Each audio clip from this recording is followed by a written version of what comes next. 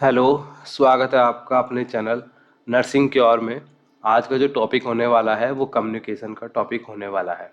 तो कम्युनिकेशन में हम सबसे पहले कम्युनिकेशन की डेफिनेशन पढ़ने वाले हैं यहाँ पे। उसके बाद में हम उसकी इम्पोर्टेंस के बारे में जानेंगे, इम्पोर्टेंस क्या होती है कम्युनिकेशन की। फिर उसके कंपोनेंट क्या होते हैं। उसके बाद में टाइप ऑफ कम्युनिकेशन क्या होती है। उसके बाद में एडवांटेज, उसके कम्युनिकेशन के एडवांटेज, उसके वेरियर और इफ़ेक्टिव कम्युनिकेशन स्किल्स कौन कौन सी होती है। तो ये आज हम इस वीडियो में जानेंगे, तो बने रहे वीडियो के साथ में। आइए स्टार्ट करते हैं। सो पहली स्लाइड जो बोल रही है वो है कि व्हाट इज कम्युनिकेशन। कम्युनिकेशन क्या होता है। सो डेफिनेशन में है the process of exchanging information, ideas, thought and feeling through various method. ठीक है, वेरियस मेथड, कोई भी एक मेथड को ले लेते हैं जहाँ पे कोई एक पर्सन आप किसी दूसरे पर्सन को कुछ बता रहा हो, कुछ इन्फॉर्मेशन शेयर कर रहा हो, कोई आइडियाज़ के बारे में बता रहा हो या थॉट के बारे में बता रहा हो, ठीक है, या अपनी फीलिंग के बारे में बता रहा हो, तो हम उसको कम्युनिकेशन बोल सकते हैं। कोई एक इंसान है, ये एक इंसान है, ये एक इंसान है, ठीक है। अब ये अपनी बात इसको बता रहा है, ठीक है, तो इसको हम बोल सकते हैं कम्युनिकेशन। इसमें क्या क्या हो सकता है, इन्फॉर्मेशन आ सकती है आपकी, ठीक है। इन्फॉर्मेशन अगर ये किसी को शेयर कर रहा है तो वो आइडियाज बता रहा है तो वो बता सकता है, थॉट बता सकता है अपने, और अपनी फीलिंग को भी बता सकता है। इसको भी आप कम्युनिकेशन में बोलोगे। अब जैसे ये डायरेक्ट बात कर रहे हैं तो ये होता है इनका कम्युनिकेशन वे। सिंपल बात है कि कम्युनिकेशन क्या है, बात करने को हम कम्युनिकेशन बोलते हैं। उसकी जो इम्पोर्टेंस होती है, इम्पोर्टेंस कहाँ पे है, essential for effective interaction in personal and professional setting. जब तक तुमको ठीक से बात करनी नहीं आएगी तब तक आपकी पर्सनल और प्रोफेशनल जो चीज़ें होती हैं वो क्लियर नहीं होती हैं। तो इफेक्टिव इंटरेक्शन हो जाता है पर्सनल और प्रोफेशनल में जब आपको बहुत अच्छे से कम्युनिकेशन आती है। तो उसकी जो इम्पोर्टेंस होती है वो यही है कि आपको इफेक्टिव इंटरेक्शन होने लगता है पर्सनल में और प्रोफेशनल में।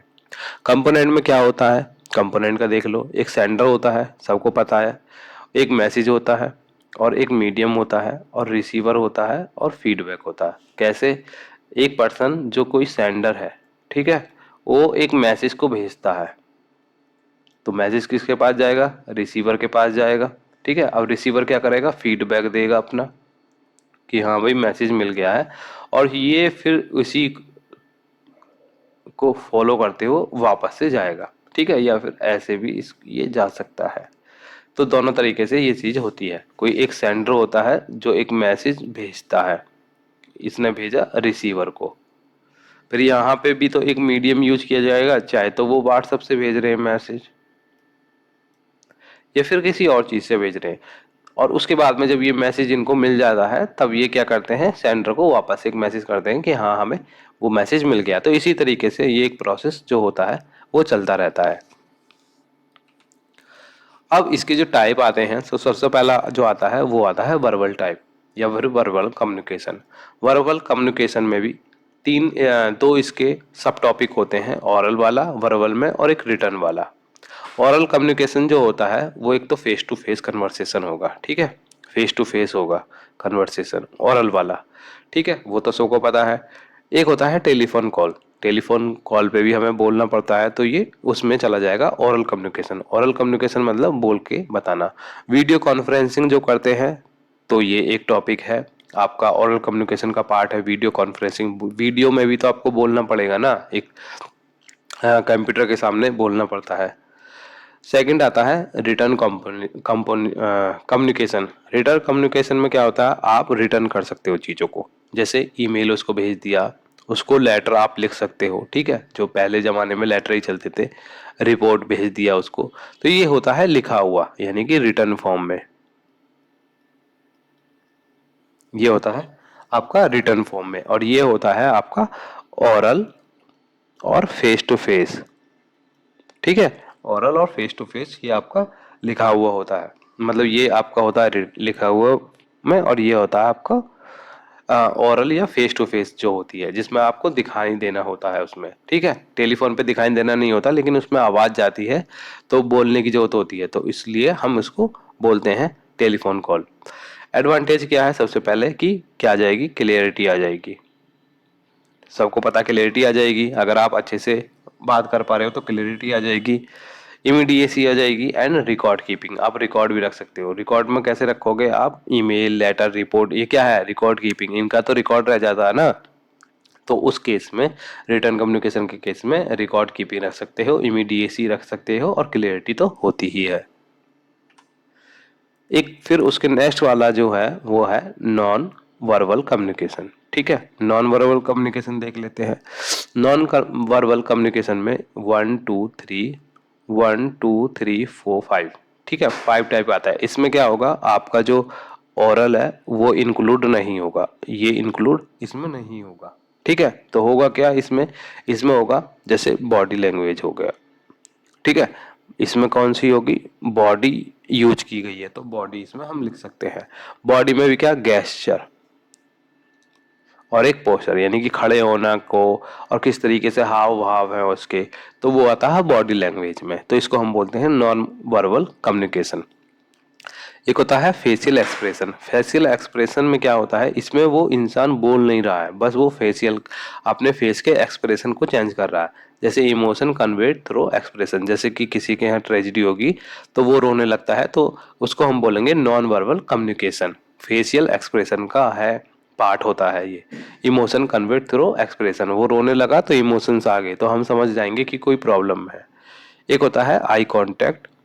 आई कांटेक्ट में क्या है, आप डायरेक्ट आई कांटेक्ट कर सकते हो और इनडायरेक्ट आई कांटेक्ट कर सकते हो, तो ये सब चीज यहाँ पे पढ़ लेना। एक आता है हैप्टिक्स। हैप्टिक्स मतलब टच के थ्रू, आप जो टच के थ्रू आप कम्युनिकेट करते हो, क्या करते हो, TOUCH, टच के थ्रू आप कम्युनिकेट करते हो। तो इसमें क्या होता है, जैसे ही आप टच करोगे तो सामने वाला बंदा समझ जाएगा कि क्या प्रॉब्लम है क्या नहीं है, तो वो समझ जाएगा, समझने से बात होती है यहाँ पे।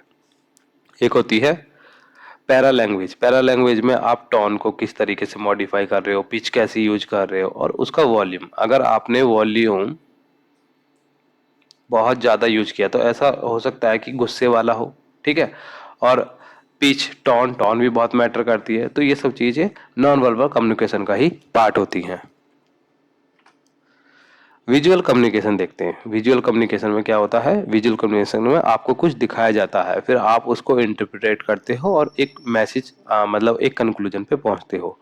जैसे क्या होता है, पहला वाला है graph and chart, GRAPH and chart. तो यहाँ पे ये सब चीज़ें आपको दिखा दी जाएंगी। आप उसके बाद में उसमें क्या होगा, डाटा लिखा हुआ होगा, और आप उसको क्या करोगे, पढ़ोगे अच्छे से, रीड करोगे और एक अंडरस्टैंडिंग लेके आओगे।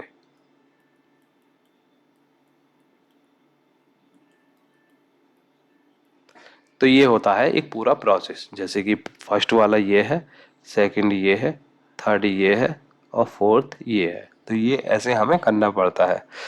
सेकंड आता है इमेज एंड विजुअल्स। इमेज दिखा देंगे आपको और वीडियोज दिखा देंगे, और वो भी एक तरीके का मैसेज को क्या करते हैं, कन्वे करते हैं, मैसेज आगे जाएगा। जैसे कि आप इमेज देख लिया आपने, या फिर क्या देख लिया आपने, वीडियोज देख लिया, तो उससे क्या निकलेगा, एक मैसेज निकलेगा। उसको क्या करना है, आपको रीड करना है और अंडरस्टैंडिंग डेवलप करनी है।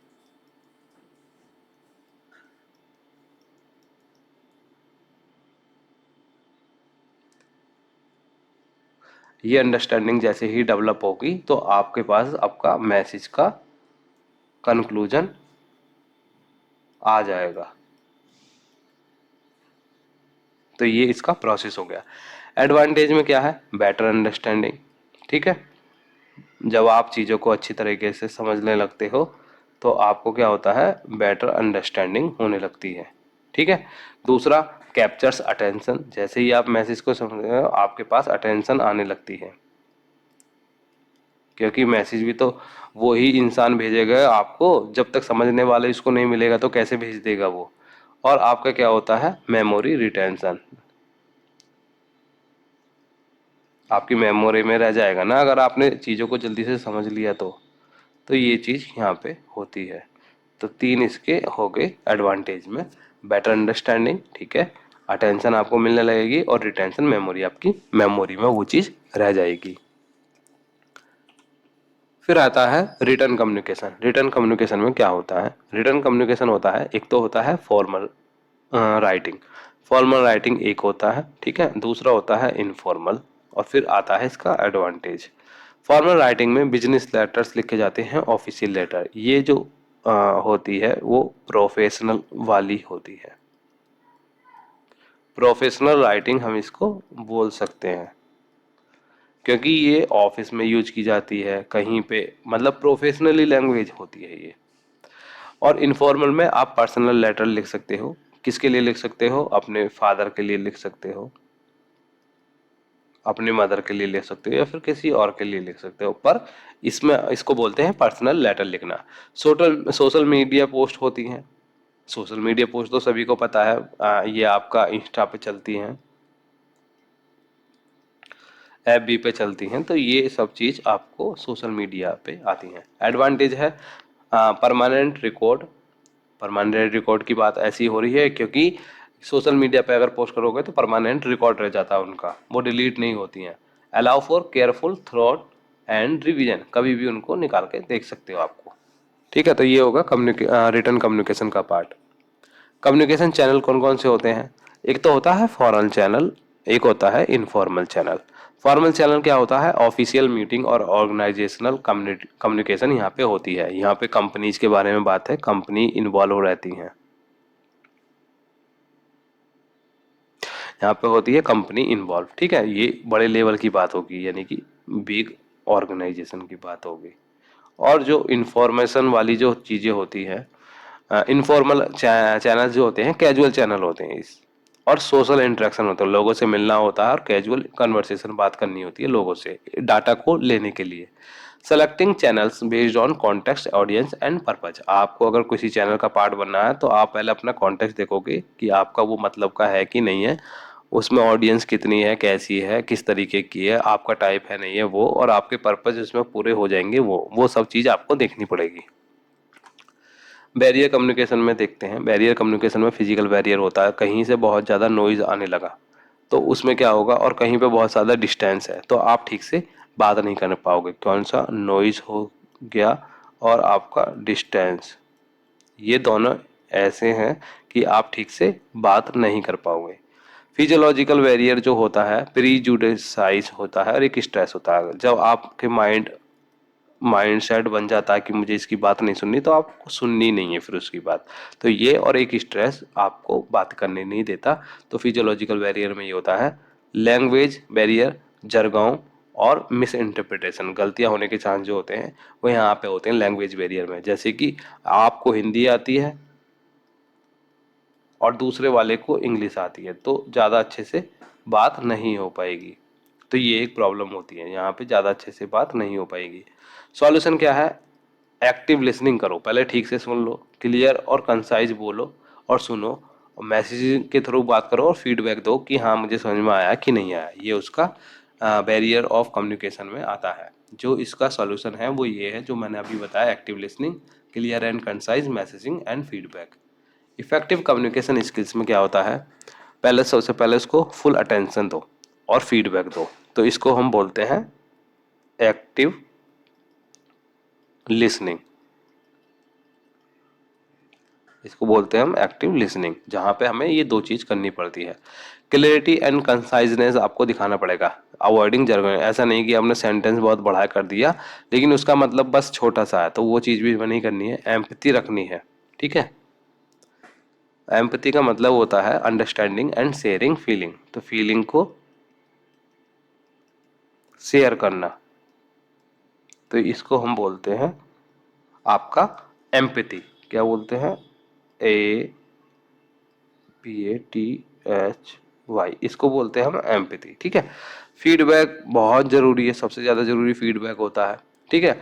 Asking for clarification and constructive response, आपको रेस्पॉन्स भी देने हैं और आपको क्या करना है, क्लेरिफिकेशन के लिए भी पूछना है, ठीक है। ये दो चीज होती हैं जो आपको इफेक्टिव कम्युनिकेशन स्किल्स में बताती है कि ये दो चीज़ कर लेना तो ज़्यादा बेटर रहोगे। Thanking to you. आज की वीडियो में बस इतना ही, और देखते हैं नेक्स्ट वीडियो में हम क्या